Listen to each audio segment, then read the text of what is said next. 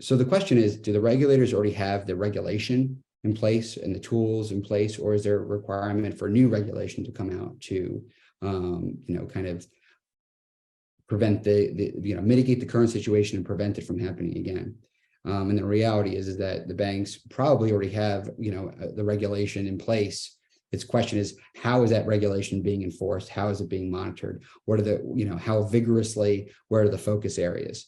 But practically speaking, because of this in this political environment as well, you're going to see new regulation roll out around, a few different areas. One is the crypto space, more obviously. I just think that's kind of anchored into the situation.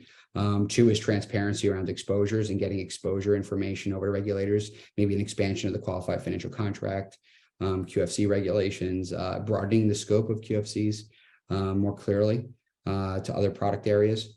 What we're also going to see is the information around contracts more quickly going over to regulators more broadly, to be able to really show that kind of interconnected web of exposure across the banks and collateral, and be able to see if the other thing that's going to come out of this is very rigorous stress testing over the next years, not just at the tier 1 level, but at the tier 2 and tier 3 level.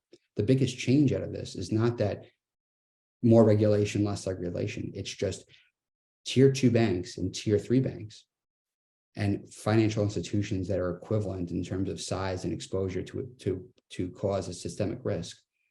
And the systemic risk being, what does systemic risk really mean today versus what it meant in 2008, 2009.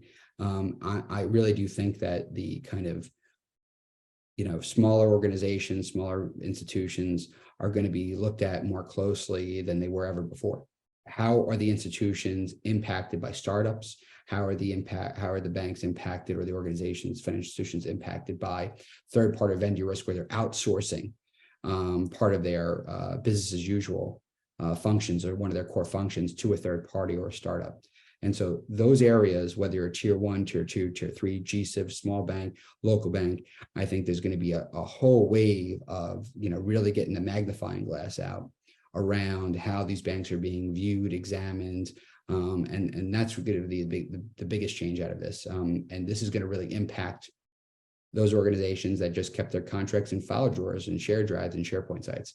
There's going to be a lot more demand for instantaneous, really practical level data, so that regulators and the banks can have better line of sight of how they navigate their organizations.